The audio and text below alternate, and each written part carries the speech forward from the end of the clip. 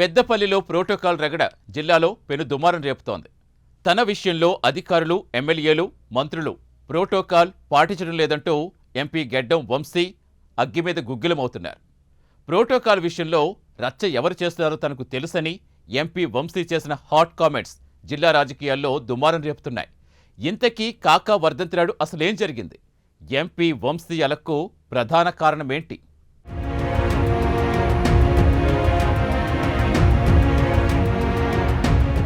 పెద్దపల్లి జిల్లాలో ప్రోటోకాల్ రగడ.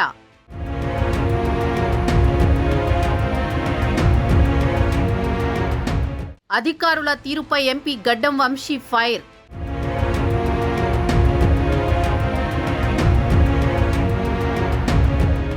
ఎంపీగా తానేంటో నిరూపిస్తానంటున్న వంశీ.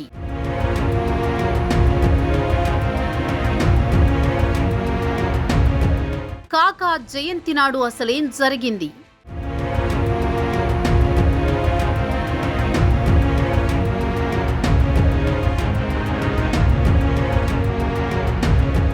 పెద్దపల్లి జిల్లాలో ప్రోటోకాల్ రగడ జిల్లా రాజకీయాల్లో రచ్చరేపుతోంది.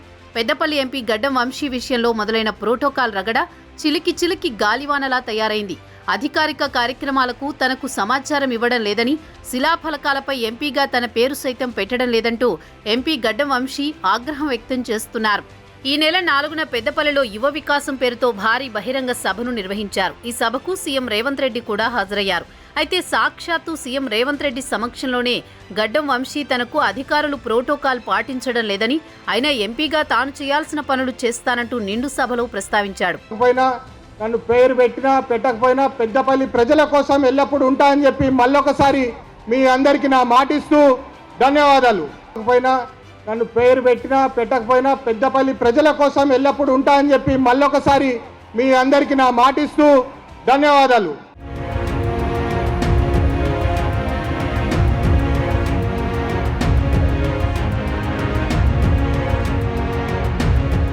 ఇదిలా ఉంటే తాజాగా శుక్రవారం పెద్దపల్లి ఐబీ గెస్ట్ హౌస్లో జరిగిన మీడియా సమావేశంలో మరోసారి ప్రోటోకాల్ గురించి ఎంపీ వంశీ ప్రస్తావించారు. తన విషయంలో అధికారులు ప్రోటోకాల్ పాటించడం లేదని, ఇదంతా ఎవరు చేస్తున్నారో తెలుసంటూ హాట్ కామెంట్స్ చేశారు.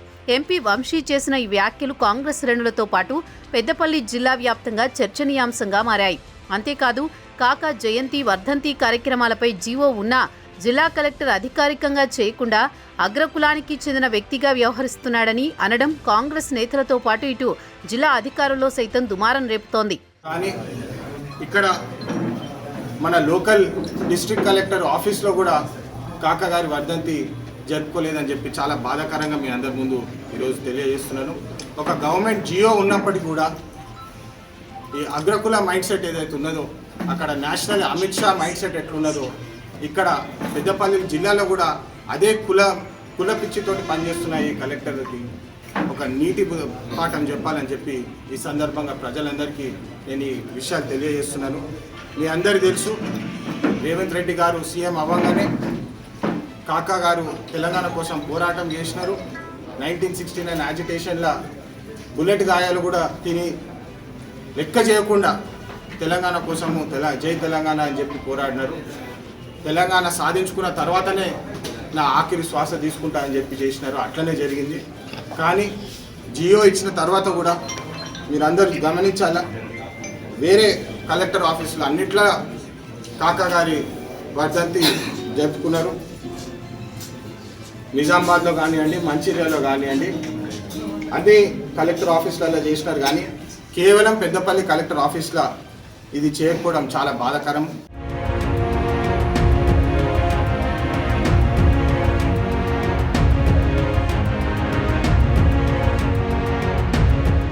తన విషయంలో కాంగ్రెస్ మంత్రులు, ఎమ్మెల్యేలు ప్రోటోకాల్ పాటించడం లేదంటూ ఎంపీ వంశీ మండిపడుతున్నారు. జిల్లా అధికారులు సైతం ప్రోటోకాల్ పాటించకపోవడంపై గడ్డం వంశీ తీవ్ర ఆగ్రహం వ్యక్తం చేశారు. ఈ నెల 4న యువ వికాసం బహిరంగ సభలో ప్రోటోకాల్పై బహిరంగ వ్యాఖ్యలు చేసిన ఎంపీ వంశీ అంతటితో ఆగకుండా గురువారం నాడు నిర్వహించిన ప్రెస్ మీట్లో సైతం అలాంటి వ్యాఖ్యలే చేయడంతో అసలు పెద్దపల్లిలో ఏం జరుగుతుందన్న చర్చ నడుస్తోంది. వంశీ కామెంట్లతో కాంగ్రెస్ నాయకుల మధ్య విభేదాలు ఉన్నాయా అంటూ జిల్లా రాజకీయాల్లో జోరుగా చర్చ నడుస్తోంది. వంశీ చేసిన వ్యాఖ్యలు పెద్దపల్లి పార్లమెంటు పరిధిలోని పెద్దపల్లి, మంచిర్యాల 2 జిల్లాల్లో తీవ్ర చర్చనీయాంశంగా మారాయి. అయితే ఇదంతా ఎవరు చేస్తున్నారో కనిపెట్టాలి అంటూ కార్యకర్తలను ఉద్దేశించి అన్నారు. వంశీ కామెంట్లపై అటు కాంగ్రెస్ కార్యకర్తలు కూడా విస్మయం వ్యక్తం చేస్తున్నారు. ఇది కేవలము దళితులకే కాదు, కాకా లాంటి పెద్ద లీడర్ ఎంత కాంట్రిబ్యూట్ చేసినా దాన్ని లెక్క చేయకుండా కాకా గారిని అవమానించినారు, మా అందరిని అవమానించినారు. మేము దీన్ని సహించము, ఖచ్చితంగా మేము గుణపాఠం చెప్తామని చెప్పి ఈ సందర్భంగా మీ మీడియా ద్వారా ప్రజలకు కూడా తెలియజేస్తున్నాము. కులపిచ్చితోటి పనిచేస్తే సమాజం ముందుకు వెళ్ళదని చెప్పి అంబేద్కర్ గారు కూడా వారి బుక్స్లో రాయడం జరిగింది. చదువుతోటి గుణం రాదు అని చెప్పి ఇది ఒక మంచి ఉదాహరణ, మీరు అందరు గమనించాలి. మంచిగా చదువుకోవడము ఒకటైతే గుణం మంచిగా ఉండాలి.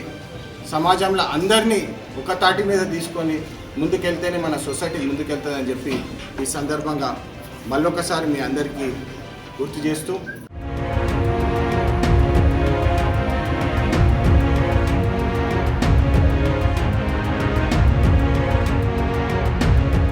మొన్నటి అసెంబ్లీ ఎన్నికల్లో చెన్నూరు ఎమ్మెల్యేగా వంశీ తండ్రి గడ్డం వివేక్, బాబాయ్ వినోద్ గెలిచారు. తన కొడుకు వంశీకి ఎంపీ టికెట్ ఖరారు కోసం తండ్రి వివేక్ పార్టీ హైకమాండ్తో తీవ్ర ప్రయత్నాలు చేశారు. అయితే వంశీకి ఎంపీ టికెట్ ఇవ్వాలా వద్దా అన్న దానిపై పార్టీ పెద్దలు, జిల్లా నేతలతోనూ మంతనాలు జరిపారు. దీంతో చివరి నిమిషంలో వంశీకి ఎంపీ టికెట్ దక్కింది. అయితే అప్పుడు ఎంపీ టికెట్ కోసం జరిగిన పరిణామాలు ఇప్పుడు జరుగుతున్న ప్రోటోకాల్ విషయం పట్ల వివేక్ కుటుంబానికి కాంగ్రెస్ పెద్ద నాయకులతో సఖ్యత లేదనేది అర్థమవుతుందని రాజకీయ వర్గాల్లో చర్చ నడుస్తోంది. ఎంపీ టికెట్ కోసం చాలా మంది లైన్లో ఉన్నా వంశీ కోసం వివేక్ అనేక మంతనాలు జరిపినా చివరకు పెద్ద నాయకులను ప్రసన్నం చేసుకున్నాకే టికెట్ వచ్చిందన్న విషయం అప్పట్లో రాజకీయ వర్గాల్లో బాగా చర్చ జరిగింది.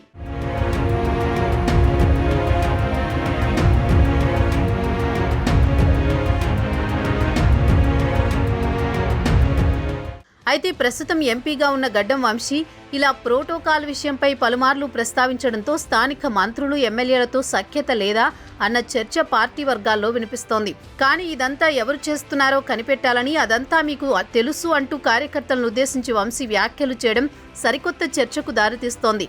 పెద్దపల్లి పార్లమెంటు పరిధిలో అగ్రనేతలు, స్థానిక మంత్రి శ్రీధర్ బాబు, మంచిర్యాల ఎమ్మెల్యే ప్రేమ్ సాగర్ రావులతో వివేక్ కుటుంబానికి సఖ్యత లేదన్నది బాహాటంగానే అంతా చర్చించుకుంటున్నారు. పెద్దపల్లి కలెక్టర్ కాకా జయంతి వేడుకలను అధికారికంగా జరపలేదని ఆరోపించడం ఒకెత్తైతే, ఆయన అగ్రకులస్తునిగా వ్యవహరిస్తున్నారు అని కామెంట్స్ చేయడం పట్ల జిల్లాలో అసలు ఎవరిని శాసిస్తున్నారో అర్థం కాక కేడర్ అయోమయంలో ఉంది. అసలు జిల్లా స్థాయి అధికారులు ఎవరికి పనిచేస్తున్నారో అన్న చర్చ నడుస్తోంది. జిల్లా కలెక్టర్ ఓ అగ్రకులస్తుడిగా వ్యవహరిస్తున్నారని ఎంపీ హాట్ కామెంట్స్ చేయడంపై సర్వత్రా చర్చ నడుస్తోంది. ఎంపీ గడ్డం వంశీకి అంతలా చికాకు, కోపం తెప్పించిన ఘటన అసలు ఏం జరిగి ఉంటుంది? కార్యకర్తలంతా చర్చించుకుంటున్నారు. దీనంతటికీ కారణం స్థానిక మంత్రేనా కారణమన్న సందేహాలను కార్యకర్తలు వ్యక్తపరుస్తున్నారు. అయితే కాంగ్రెస్ నేతల మధ్య నెలకొన్న వర్గపోరును పక్కన పెట్టి నేతలు, అధికారులు ప్రజా సమస్యలను పరిష్కరించాలని స్థానికులు కోరుతున్నారు.